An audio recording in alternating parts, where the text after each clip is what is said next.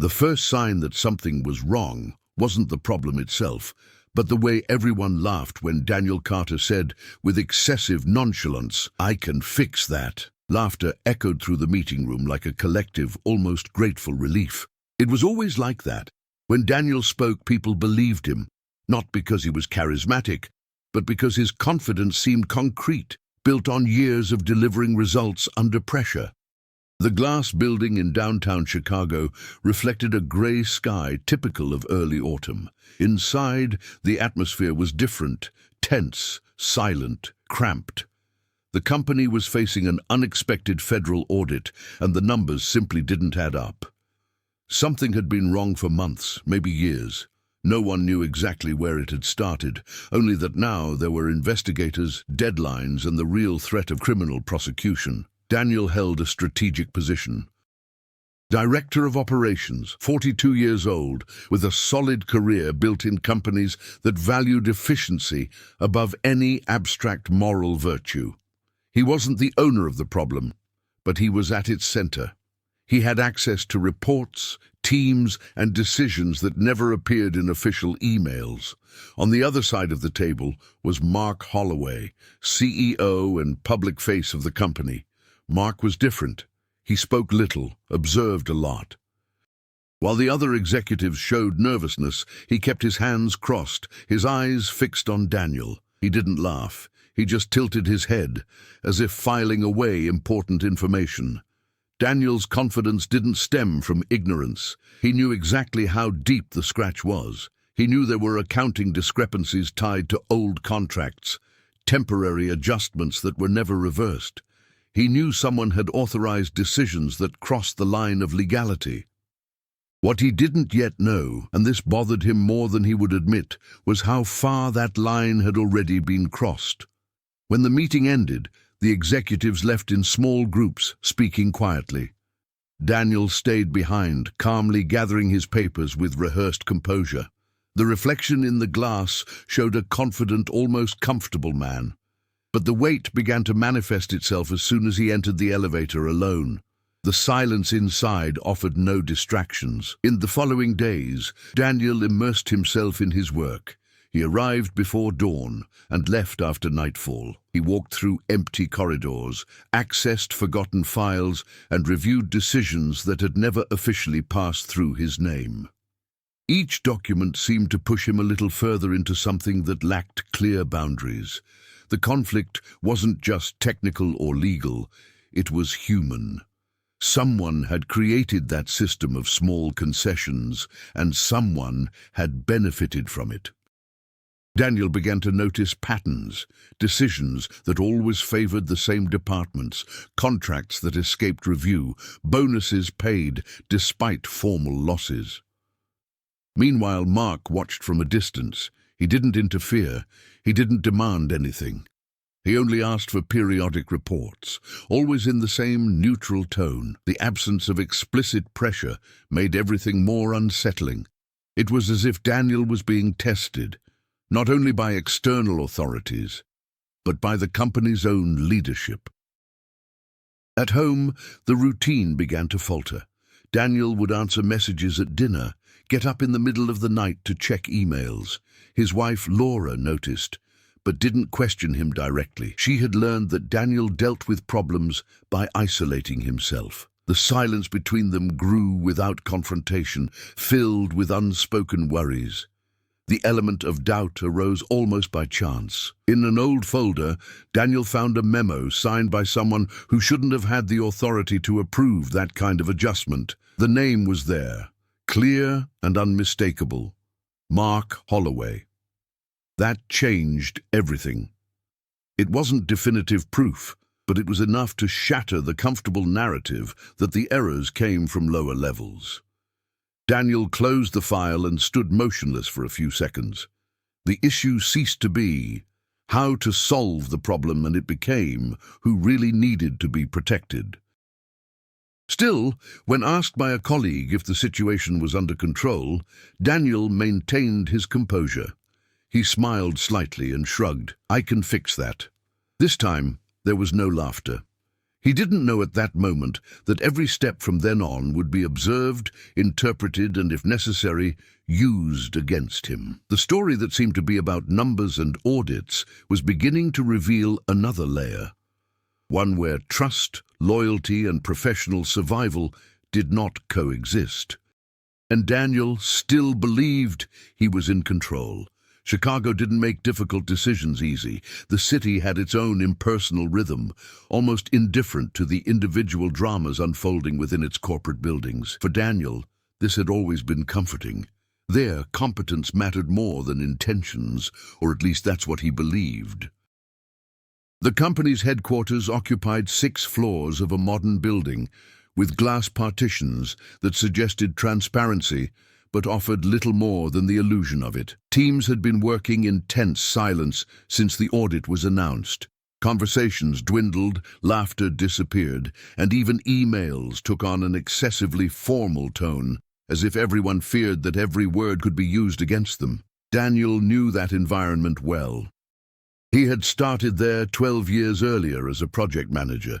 He had risen quickly, always associated with resolving crises and recovering goals at the last minute. His reputation had been built not on brilliant ideas, but on difficult decisions made without hesitation. He understood systems, people, and above all, where to apply pressure to get results. Among the people who orbited his routine was Susan Miller, the finance director. Susan was meticulous, almost obsessive about details, but in recent months she had become evasive. Daniel noticed this during quick meetings, when simple questions were answered with generalities. She knew more than she let on. Perhaps she always had. There was also Eric Nolan, the in-house legal manager, too young for the position, but extremely careful. Eric spoke little, but when he did, he chose each word as if crossing a minefield.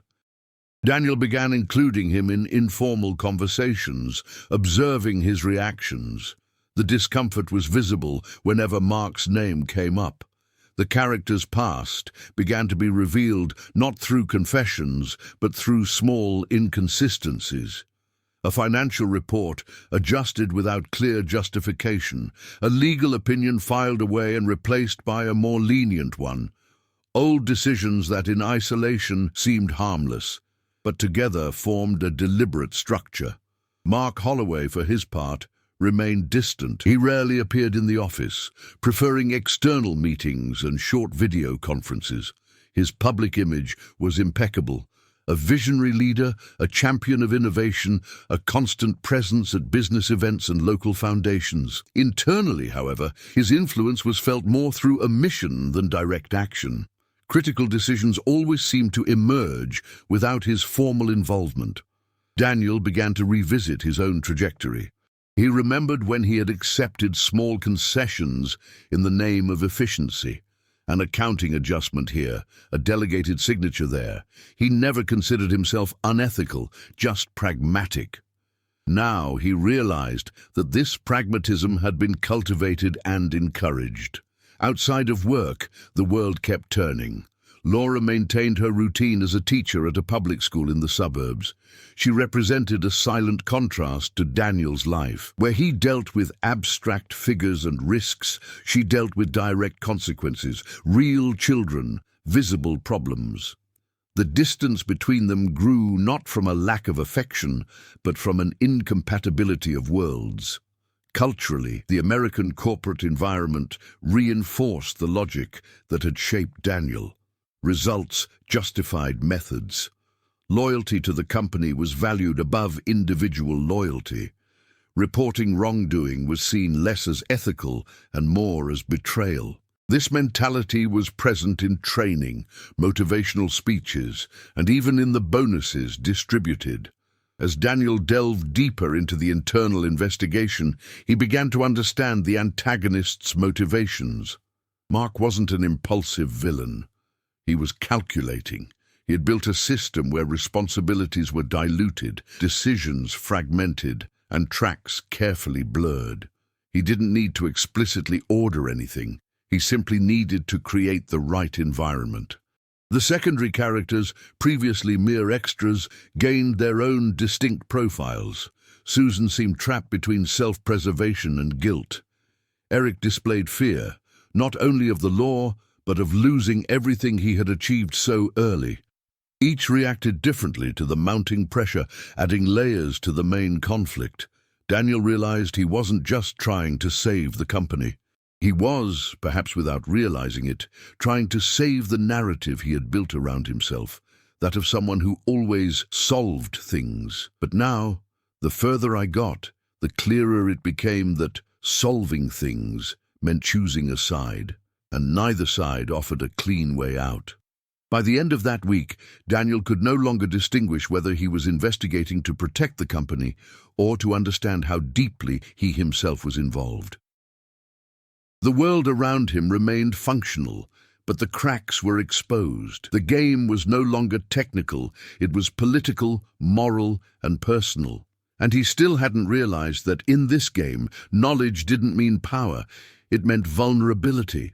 The advancement of the external audit changed the rhythm of everything. What was once silent tension transformed into operational urgency. Investigators began requesting specific documents, defined time periods, names. The room for maneuver diminished each day, and Daniel felt it in his body even before he perceived it in the reports. He took on the informal coordination of the internal response, not by direct order, but due to organizational inertia. When a problem arose, everyone looked to him. Daniel redistributed tasks, enforced deadlines, and cross-referenced information. Each new federal request revealed another layer of fragility in the system that the company had maintained for years. The conflict took concrete form when one of the investigators requested access to old contracts related to a project that had been completed before Daniel took over the management. It was a small, seemingly irrelevant project, but the adjusted values over time were striking. Daniel knew there was something sensitive there. Mark's name resurfaced, not as a direct signatory, but as a strategic beneficiary of the decisions made. When Daniel tried to access the complete files, he discovered that part of the documentation had been moved to a secondary server with restricted access. The permission came directly from the presidency. This was no coincidence. For the first time, the conflict ceased to be abstract. There was an active force trying to control the flow of information. Daniel didn't confront Mark. Not yet. He chose an indirect approach. He pressured Susan. In a short meeting without witnesses, he laid out the inconsistent reports. He didn't accuse her, he simply waited. Her silence was more revealing than any defensive response. "It's going to fall," he said, without raising his voice. "The only question is who will be underneath when it falls." Susan looked away. She didn't deny it. She didn't confirm it. She just asked for time. Time was something they no longer had. Meanwhile, Eric began to withdraw. He cancelled meetings, responded to emails late, and avoided eye contact. Daniel realized that fear was changing the behavior of the in-house legal team. The risk of someone breaking tacit loyalty was growing. Each character reacted to the pressure differently, and this created new fractures within the group. The conflict intensified when an internal leak reached the local press. A short note, without details, but enough to raise public suspicions. The company's stock fluctuated, and the board of directors demanded answers. Mark appeared in the office for the first time in weeks, gathering the directors in a closed room. He spoke little. He said he trusted the team, that the audit would be successful, that external noise was expected. He didn't mention names, he didn't make threats, but his gaze lingered on Daniel for too long. It was a silent warning. From that point on, the dynamics changed. Daniel began to be observed. Invitations to meetings appeared at the last minute. Contradictory requests came from the presidency. It was a clear attempt to wear him down, to force mistakes. The conflict ceased to be just with the system and became personal. Secondary characters added new layers to the tension. A compliance manager requested a sudden resignation. A financial analyst asked for a transfer. Small movements that indicated internal trust was crumbling. Daniel understood what that meant. When people start leaving, it's because they believe collapse is inevitable. Even so, he pressed on. He discovered that key decisions had been deliberately fragmented to avoid traceability. No single, explicit illegality. But together, they formed a clear pattern of manipulation, and the center of that pattern wasn't in technical departments, but in executive strategy. Daniel's emotional conflict was also deepening. He was beginning to realize that his professional advancement wasn't solely due to merit, it was due to convenience.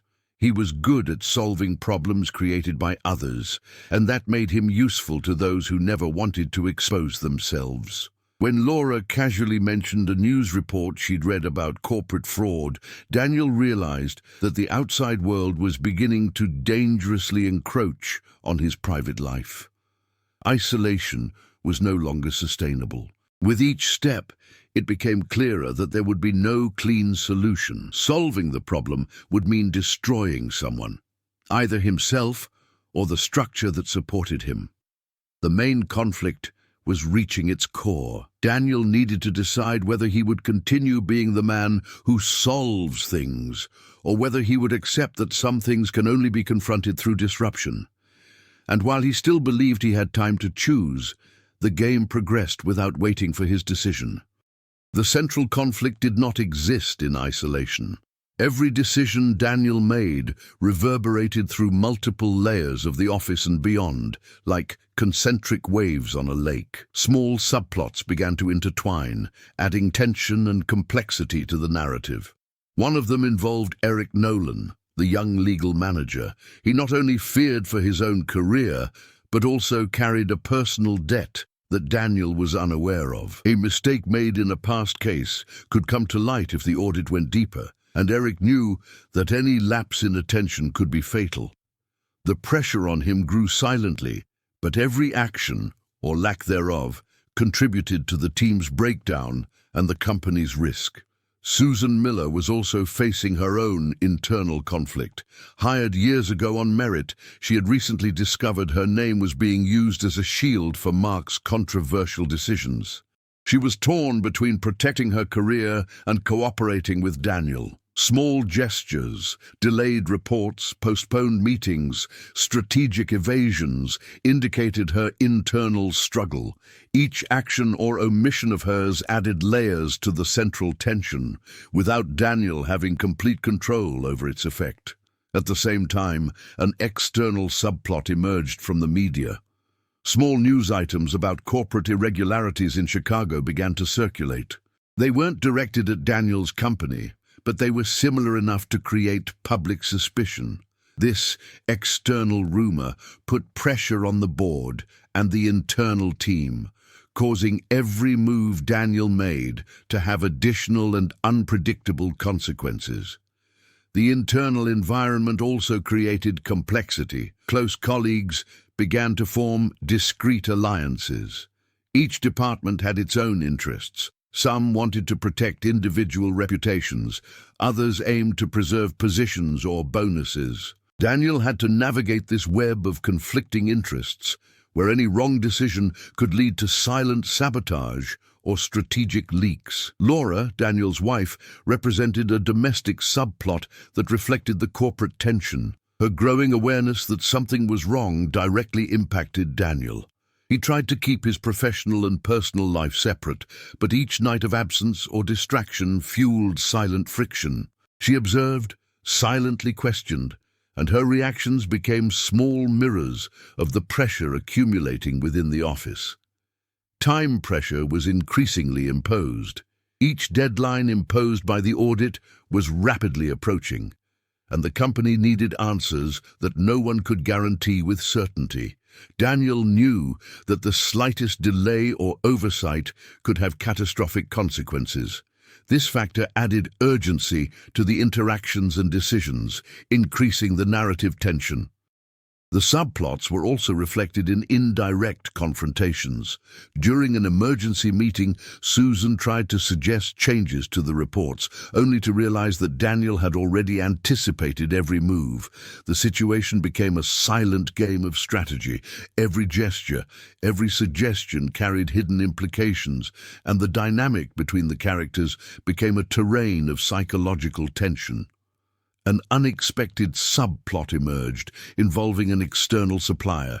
A poorly audited contract placed Daniel in a position to personally negotiate with third parties, increasing the exposure of internal flaws. This situation demonstrated how past, seemingly isolated decisions could resurface in external contexts, threatening the integrity of the entire operation. Mark, though physically distant, continued to weave his unseen actions. Every seemingly neutral decision had a calculated effect on the web of characters. He manipulated the narrative in such a way that Daniel was forced to react, creating additional pressure and emotional complexity. Mark's presence didn't need to be constant.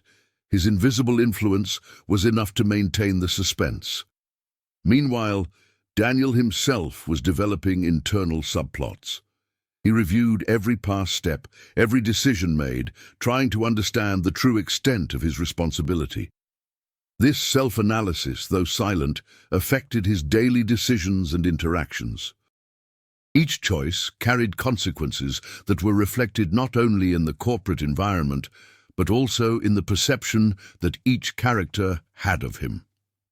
The narrative pace accelerated as the subplots intertwined. Small events, a delayed report, a surprise meeting, a press release, created cumulative tension. No subplot dragged on unnecessarily. Each added tension or revealed a new facet of the characters, keeping the main conflict at the center of the narrative. Ultimately, all the subplots pointed to an inevitability. The situation would reach a critical point. Each character was involved in such a way that their actions or omissions could accelerate the outcome. Daniel no longer fully controlled the flow of events. He merely reacted skillfully to the growing complexity. The reader felt that at any moment, a wrong decision could trigger dramatic and unpredictable effects. The subplots and complexities not only enriched the plot, but also set the stage for the next turning point. Every interaction, every character choice, had a direct impact on the development of the main conflict. The web of relationships and interests made the narrative more realistic, intense, and engaging, creating suspense and anticipation about how events would unfold. The turning point came almost unexpectedly, but inevitably. One grey Friday morning, Daniel received a direct call from a federal investigator. It wasn't a routine phone call. The voice on the other end had a neutral but heavy tone, indicating that important decisions had been made without his prior knowledge. They requested an in-person meeting that very day, with specific documents and scheduled interviews. There was no room for postponement. While preparing the files, Daniel noticed something disturbing. There were missing documents, reports that couldn't be anywhere. No matter how much he searched internal servers and physical files, certain essential information was missing. Everything indicated that someone within the company was blocking the flow of data, and the person responsible had direct access to the central system. Daniel began to understand that the conflict was no longer just about accounting or strategy, but about professional survival. He needed to act with surgical precision, or everything he had built would crumble. During the meeting with the investigator, the atmosphere changed drastically. Daniel presented the reports he had managed to organize, but the authorities' attention wasn't on the spreadsheets. It was on the missing patterns, the erased traces. When questioned about the absence of certain files, Daniel realized his own narrative was about to crumble. He explained each detail carefully, avoiding interpretations that could implicate him. But internally, he knew that part of the responsibility would fall on him, simply for being in charge of the operations. It was at this moment that the unexpected revelation occurred. An email intercepted by the investigation team revealed that Mark Holloway had prior knowledge of the irregularities, indirectly authorizing certain adjustments. His signature did not formally appear on any document, but the chain of digital communication indicated his strategic involvement. Daniel, who believed he had an ally, or at least a safe space of autonomy, realized that his antagonist was not only aware of the problem, but was actively manipulating it. The situation ceased to be merely an operational crisis and transformed into a game of psychological and tactical power. The effect on Daniel was immediate. He felt the internal shift. Confidence gave way to tension, certainty to doubt. Every previous decision was now questionable. He had believed he could solve everything on his own, that his crisis management skills would be enough to keep his reputation intact. But Mark's subtle manipulation, the web of fragmented decisions, and the controlled leaking of information showed that nothing was under complete control. In this context, relationships with secondary characters became complicated. Susan, already burdened by the responsibility of past reports and decisions, began to avoid direct contact. Every interaction carried subtext. Eric, in turn, became extremely cautious, fearing any comment that could be interpreted as collusion or omission. Tension among colleagues grew, and Daniel's isolation became more noticeable. At the same time, a small, unexpected clue emerged, a technical detail in an old contract that indicated a flaw in the audit process that no one had noticed before. Daniel realized that this detail could completely change the dynamics of the case. It was a rare opportunity to turn the tables, but it required quick, risky, and precise action. He had to decide whether to seize the chance or stay in the safe zone, even if it meant accepting Mark's manipulation. Daniel's emotional reaction was intense. He oscillated between frustration, anger, and determination. He knew that any hesitation could be interpreted as incompetence or complicity. The situation demanded that he act not only with technical skill, but also with psychological strategy. Every move needed to be calculated, every word carefully chosen, every interaction measured. He became at the same time both operator and pawn on the board of a game bigger than he had imagined. The turning point also directly affected the flow of subplots. The external supplier, which until then had been just a detail, became critical.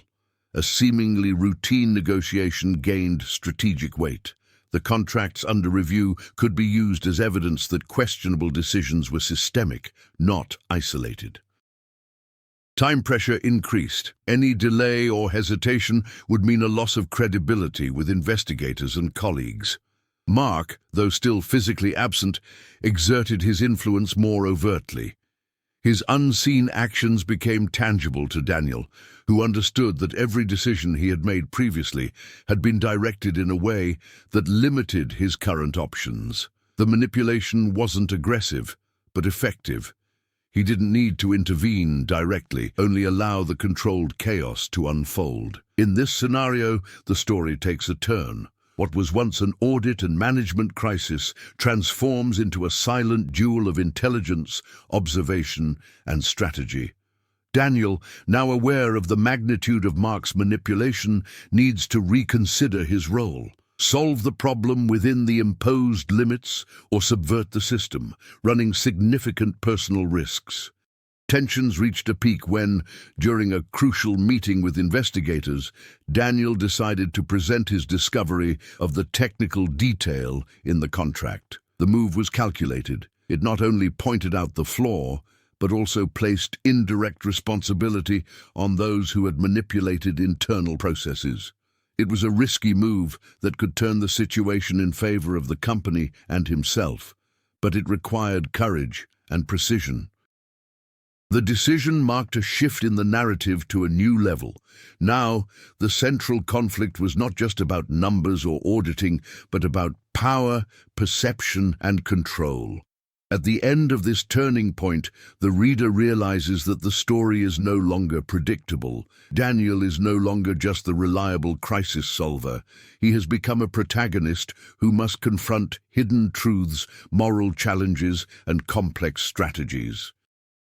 The game has changed, and every action from this point on will have direct and unexpected consequences. The revelation about Mark Holloway triggered a wave of consequences that quickly spread throughout the office and the company as a whole. Daniel, now aware of the level of manipulation and the CEO's indirect responsibility, began to realize how each decision made previously reverberated unpredictably. The corporate environment, once rigid and predictable, transformed into a web of tensions and decisions that demanded immediate responses. The first immediate effect was on Susan Miller. For weeks, she had fluctuated between complicity and self-preservation, trying to maintain an appearance of normalcy while balancing her loyalty to Daniel and to her own position. When the news about Mark became known, even if only partially, Susan began to act more cautiously. Small decisions, such as additional revisions of reports or strategic delays in delivering documents, now carried explicit intentions of protecting herself. Daniel realized he needed to recalibrate his trust in each member of the team. Eric Nolan, on the other hand, faced a different kind of pressure. The revelation about Mark's role reinforced his fear of being used as a scapegoat. He began reviewing every decision made, every email sent, every meeting held, trying to anticipate where he might be implicated. The tension made him even more cautious, but also more valuable to Daniel, who needed precise and detailed information. Their collaboration became characterized by strategic silence, subtle codes, and gestures that indicated trust without explicit words. Beyond the internal reactions, the external effect of the discovery also became significant.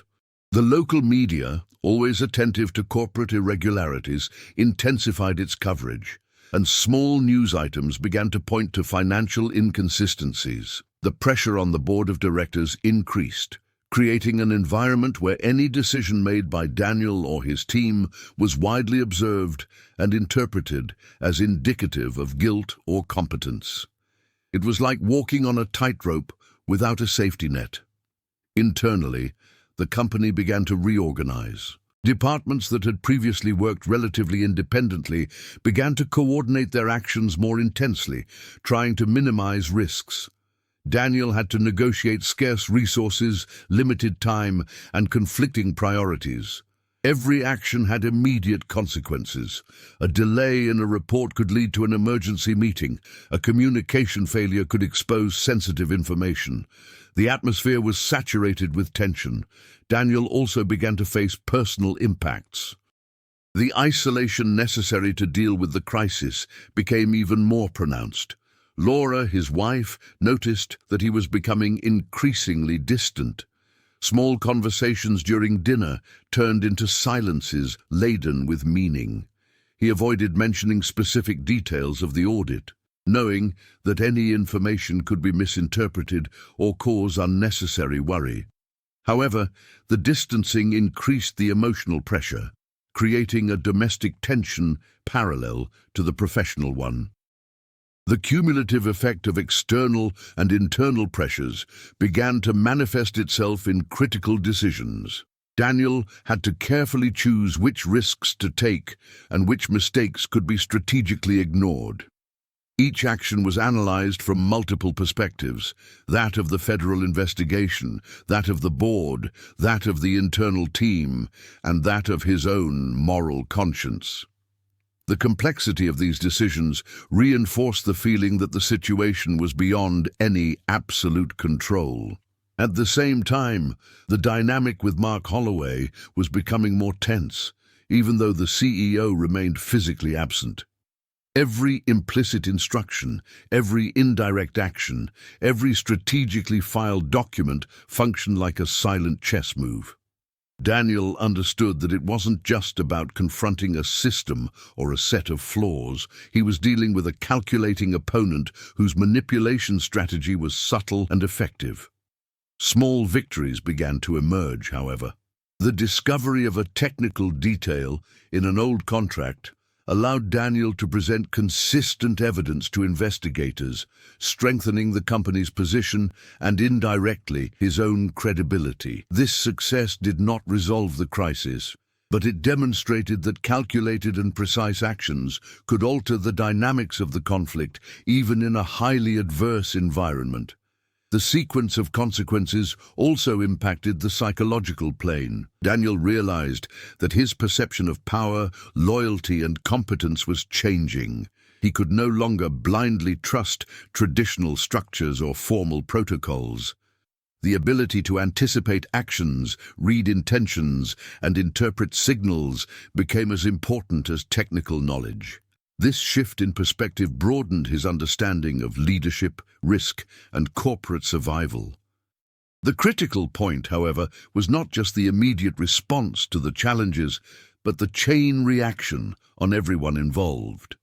Every decision, no matter how small it seemed, had multiple implications for colleagues, for the company, and for Daniel personally. The narrative transformed into a delicate balance of risk and strategy, where the slightest mistake could trigger a series of failures, exposing previously unseen vulnerabilities. Finally, the consequences began to reveal the character's true nature. Susan, Eric, and other team members showed different facets under pressure: resilience, caution, ambition, and fear. Daniel, in turn, experienced a tacit growth, learning that leading in a crisis meant not only solving immediate problems, but navigating a terrain of moral and strategic complexity. The main conflict evolved, while subplots and reactions created a dense and unpredictable narrative environment. The turning point and the consequences that followed forced Daniel to act differently. The solution no longer depended solely on technical skill or detailed knowledge of processes. It was necessary to understand the human game unfolding around him.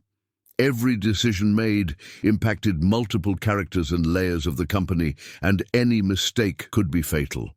The crisis, which had previously seemed linear and manageable, transformed into a labyrinth of strategies, choices, and calculated risks.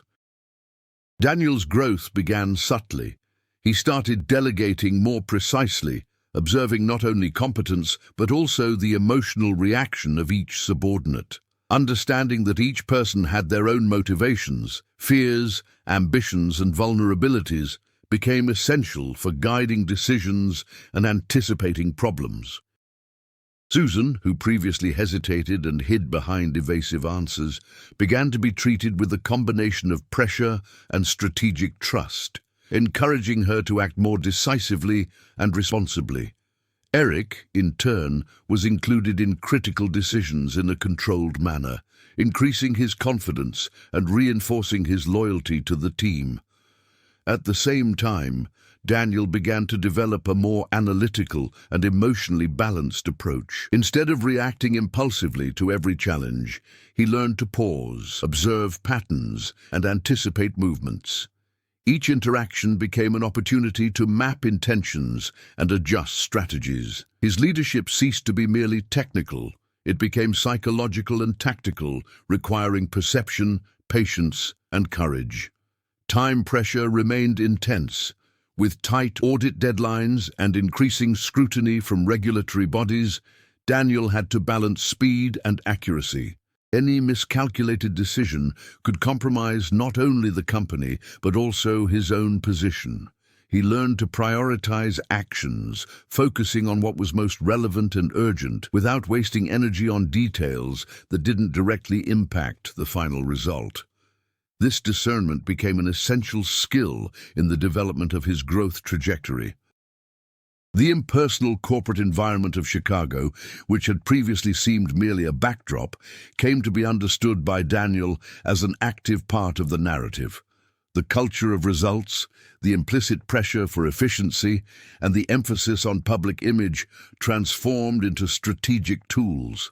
He began to use these characteristics to protect his team, deflect suspicion, and anticipate the moves of adversaries. Each element of the scenario was incorporated into his decision-making process, strengthening his ability to navigate the crisis in a more sophisticated way. The protagonist's growth also manifested in his understanding of the ethical consequences of his choices. Daniel realized that acting solely to protect himself or the company without considering the impact on those close to him could have irreversible effects. This awareness led to concrete changes in his behavior. He began to document decisions transparently, create redundancies to prevent errors, and protect team members from unnecessary risks. His actions now reflected not only skill, but also responsibility. Furthermore, his relationship with Laura evolved. Despite the initial tension caused by Daniel's isolation, he began to share strategic aspects of what was happening in a controlled manner, strengthening mutual trust and allowing her to support him emotionally. This interaction reinforced the growth narrative. Daniel not only adapted to the hostile professional environment, but also found ways to balance personal life and work without compromising his efficiency. The internal climax of the overcoming arc occurred when Daniel managed to identify patterns of manipulation in past decisions, allowing him to anticipate Mark's moves and those of others involved. This perception not only increased his control over the situation, but also highlighted the evolution of his strategic reasoning. He no longer reacted. Now, he led. The pressure from secondary subplots, which previously overwhelmed him, began to be used to his advantage. Daniel transformed scattered information, fears, and insecurities of colleagues into strategic signals, converting tension into operational advantage. The growth was not only technical, but also emotional and psychological. He had learned to read the environment, understand intentions, and make precise decisions even under extreme pressure. While the company continued to face audits, investigations, and media scrutiny, Daniel consolidated his leading role. His transformation was visible to all, more confident, more strategic, and better able to lead under pressure. The narrative showed that overcoming challenges wasn't just about solving existing problems, but about developing skills that allowed him to anticipate and neutralize future challenges while maintaining integrity and effectiveness. The growth phase also revealed new dimensions of resilience. Daniel learned to cope with constant uncertainty, to maintain focus in high-risk situations, and to balance his own vulnerability with the need to lead. This gradual evolution allowed him to transform crises into opportunities, turning tension into a catalyst for assertive decisions and strategic planning. He was no longer just a problem solver. He became a complete strategist, capable of balancing technique, psychology, and morality. By the end of this phase, Daniel not only had immediate answers to the crisis, but also a set of skills and insights that prepared him to face the climax of the narrative. His evolution was gradual, built from concrete actions, strategic decisions, and an accurate reading of the environment. The protagonist had transformed pressure, fear, and complexity into personal and professional growth, consolidating his position as a central figure capable of effectively facing future challenges. As the crisis deepened, Daniel realized that the next step would require maximum precision and absolute control of the environment. It wasn't enough to simply react to events. It was necessary to anticipate them, manipulate information, and ensure that all the pieces were aligned for decisive action. Every subplot, every accumulated tension, every power dynamic needed to be considered to prevent any detail from being overlooked. The office was quieter than ever. The employees moved like chess pieces, aware that any mistake could have serious consequences. Daniel tightened his control over the team, not with oppressive authority, but through meticulous coordination. He delegated critical responsibilities, but always discreetly supervised, ensuring that the actions of Susan, Eric, and other members aligned with the bigger plan.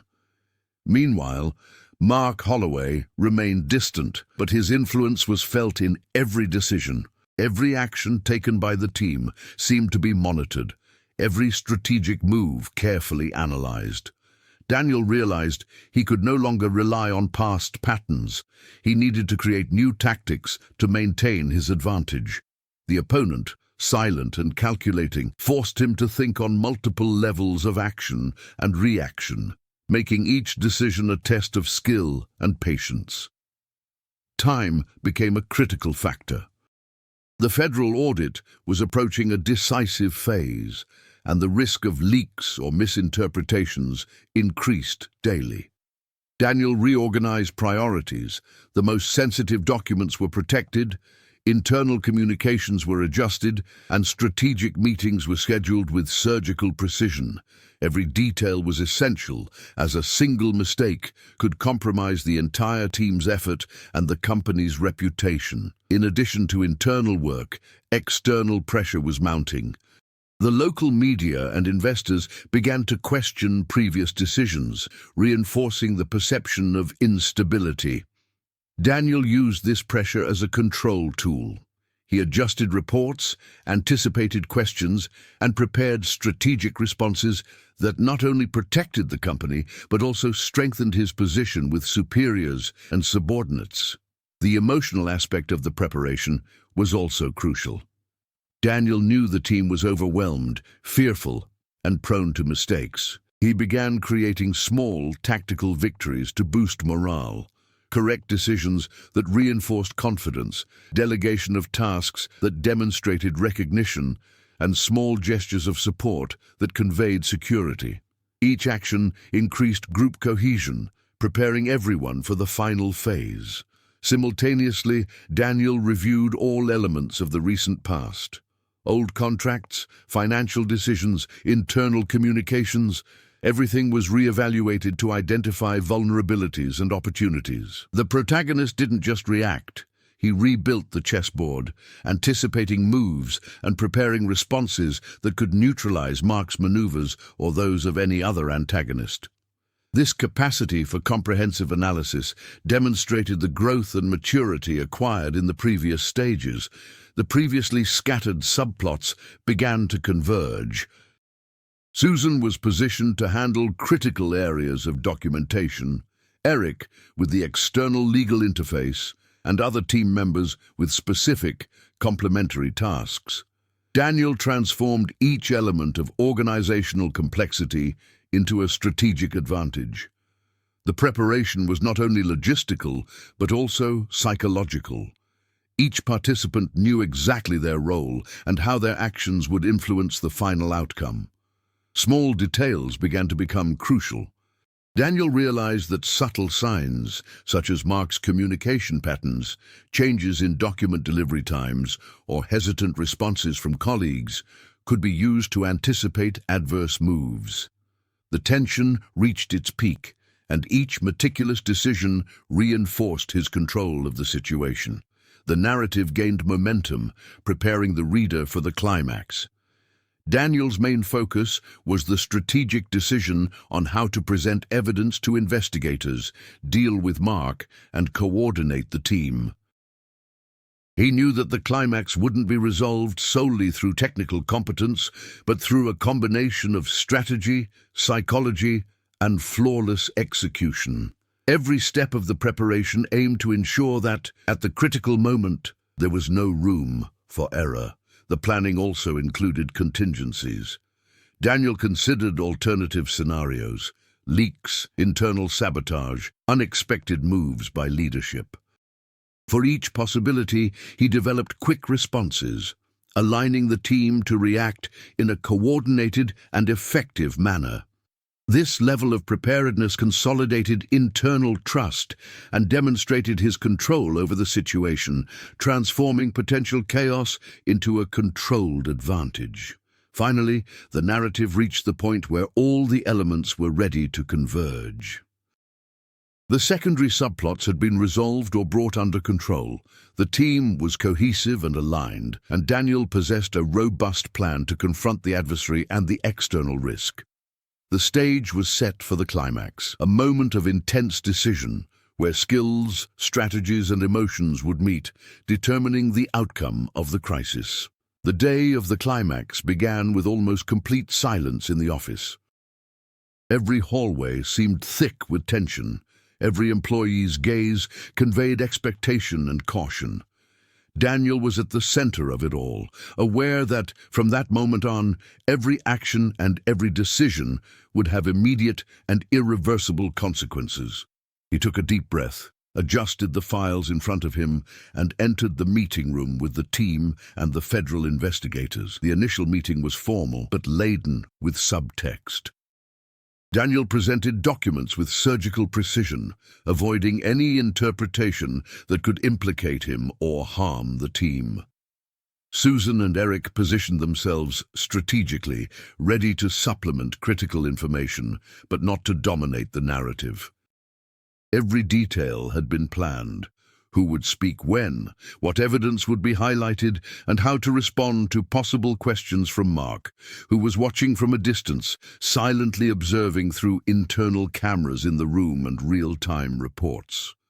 The critical moment came when an investigator questioned inconsistencies in old reports, precisely those that had been manipulated to favor Mark's strategic decisions. Daniel knew the key lay in presenting a technical detail found days earlier, a flaw in the old contract that could reverse the perception of responsibility. He took a deep breath, looked at Susan, who nodded, and began to explain the detailed analysis. "We identified an inconsistency in the audit processes related to specific contracts," Daniel said, his voice firm and controlled. "This flaw, although previously unnoticed, demonstrates that adjustments were made without proper authorization, but in a fragmented manner, hindering traceability." The investigator frowned, intrigued, and asked for evidence. Daniel activated the digital presentation, showing each document, each signature, each relevant communication. The tension increased with each slide, each technical explanation, because any mistake or hesitation could be fatal. He wasn't just presenting facts, he was demonstrating control and competence, transforming uncertainty into perceptible confidence. It was at that moment that Mark, who had been physically absent until then, entered the room. Not with direct confrontation, but silently, elegantly observing every movement. The atmosphere changed immediately. Daniel sensed the tension not only within the team, but also within his opponent. Mark was waiting for a slip-up, a word out of place, a poorly presented piece of evidence that could be used against Daniel. But the protagonist was prepared. Susan, who had rehearsed her contributions numerous times, provided supplementary data, reinforcing the presentation and protecting sensitive details that could compromise colleagues. Eric, in turn, ensured that the legal aspects were presented solidly, avoiding ambiguities that could be exploited. Each character played their role with precision, the result of weeks of preparation and individual and collective growth. The tension reached its peak when Daniel presented the key piece of evidence. The technical detail in the old contract that showed the failure wasn't an isolated error, but the result of deliberate manipulation by higher-ups, including Mark. The room fell silent. The air felt heavy, as if everyone was waiting for the CEO's reaction. Mark remained motionless for a few seconds, assessing, processing. Then, with a restrained smile, he approached Daniel. There was no physical confrontation, no harsh words, just a silent acknowledgement. He knew the game had changed. The manipulation that sustained his advantage had been neutralized with intelligence, strategy, and meticulous preparation.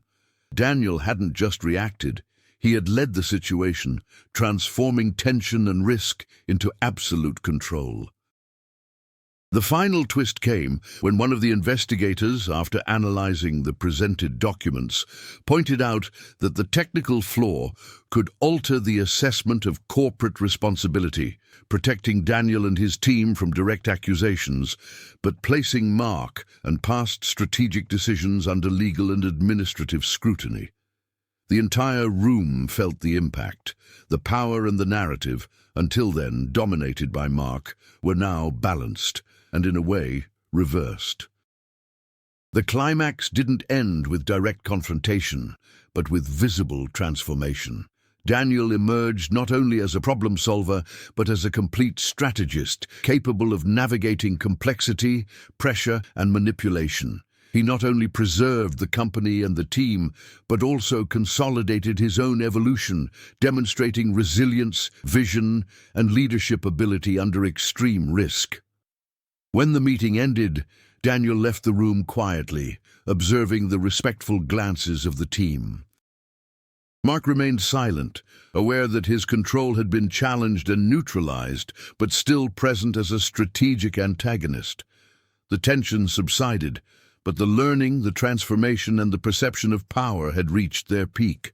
The climax showed that there were no simple solutions. Daniel's victory was not absolute, but strategic. He gained control, demonstrated competence, and protected his team, but he knew that the corporate environment and external pressures would continue to demand attention and calculated decisions. The intense action resolved the central conflict, but in a plausible and coherent way, maintaining unpredictability and realism. The narrative made it clear that the protagonist had changed, from an operational problem solver to a strategic leader, capable of balancing technique, psychology, and morality. Each choice, each preparation, each action contributed to a twist that kept the reader in suspense, while simultaneously providing a sense of accomplishment and evolution of the central arc. Following the intense climax, the company entered a period of stabilization. The audit, although rigorous, recognized the competence of Daniel and his team in identifying and presenting critical information. Responsibility for deliberate failures fell on Mark Holloway and other decision-making layers that had manipulated the processes. The crisis narrative transformed into a story of competence, strategy, and resilience, solidifying the protagonist's arc as a leader capable of facing complex and multifaceted challenges. The first visible consequence was internal. The team, which had previously operated under extreme tension and mutual distrust, began to act with greater cohesion and confidence. Susan, who had hesitated to confront delicate decisions, now showed assertiveness in her duties, understanding that her contribution was vital to maintaining the company's stability. Eric, previously cautious and apprehensive, became a strategic partner to Daniel, actively participating in critical decisions and providing detailed analyses that reinforced collective decision-making. For Daniel, the conclusion meant not only the end of an immediate challenge, but the recognition of his own evolution. He'd gone from an isolated problem solver to a complete strategist, capable of coordinating multiple layers of complexity, anticipating adversaries' moves, and protecting both his team and the company. Every decision made, every risk calculated, and every meticulous action contributed to consolidating his position as a resilient and efficient leader. The external environment also underwent significant changes. The media recognized the company's ability to handle the crisis, and its corporate reputation, although shaken, began to recover. Investors, initially apprehensive, adjusted their valuations, acknowledging that transparency and strategic response had mitigated substantial risks. The pressure that had previously seemed uncontrollable began to be managed in a planned and efficient manner. Mark Holloway, in turn, faced legal and administrative repercussions, showing that the deliberate manipulation of processes and the attempt to covertly control outcomes would not go unpunished. His position weakened, and the narrative showed that power is not absolute when confronted with strategy, knowledge, and coordinated action. The conclusion highlighted that, even within rigid and hierarchical structures, the ability to act intelligently and ethically can redefine outcomes. The story also explored emotional and interpersonal effects. Daniel and Laura managed to rebuild some of their intimacy and trust, establishing healthy boundaries between work and personal life. The domestic tension, which had intensified during the crisis, was transformed into dialogue and understanding, showing that personal growth is not limited to the professional environment, but is reflected in personal relationships and the ability to cope with pressure and responsibility. Furthermore, the narrative highlighted the long-term impact of strategic decisions. Daniel learned that every choice, even a seemingly small one, could trigger a chain of consequences. This realization reinforced his leadership approach: conscious action, anticipation of risks, and protection of human and material resources. The protagonist's growth was not only technical, but also profoundly ethical and psychological, shaping his view of responsibility and power. The previously scattered and complex subplots were concluded coherently. Relationships between colleagues, interactions with suppliers, and media pressure were integrated into the resolution of the main conflict, demonstrating that the narrative did not rely on coincidences or simplifications. Each element played its part, contributing to the protagonist's development and the realistic complexity of the story. In the end, Daniel managed to balance effectiveness, ethics, and strategy, proving that crisis resolution is not limited to isolated action, but requires a deep understanding of people, systems, and consequences. The conclusion was not merely technical, but also emotional and strategic, reinforcing that leadership in critical situations demands skill, courage, and vision. The narrative concluded the resolution phase with a balance between tension and satisfaction. The reader perceives that the challenges were faced in a plausible manner, without miraculous solutions, maintaining realism and coherence. Daniel and his team emerged stronger, prepared for future challenges, and the company, although shaken, finds a path to stability sustained by competence, strategy, and collaboration.